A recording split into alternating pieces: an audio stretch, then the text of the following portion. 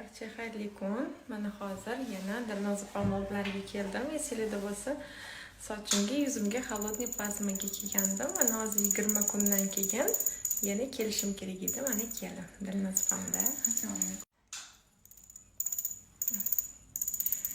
O'shanda men savolingizga to'g'ri savol berganingiz uchun to'g'risini aytsam xursand bo'lib ketdim.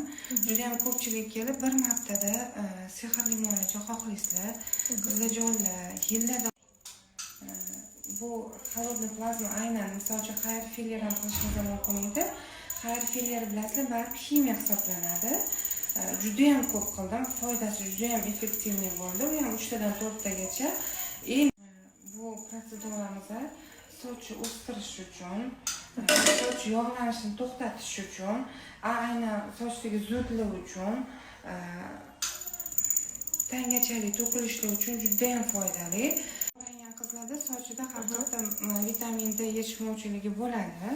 Ya'ni quyoshdan oladigan ultrabinafsha nurlarni sintezi bo'ladi.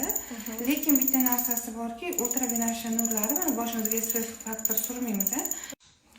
O'zingizda qanaqa mana bitta muolajadan keyin qanaqa effekt sezdingiz yoki hali effektlar yo'qmi? Menda o'zi sochim to'kilayotganicha o'zi yuzimga keluvdim. Siz buni sochga ham foydaliligi haqida aytdingiz. Qilingan, bu yog'imiz hali qilinmagan.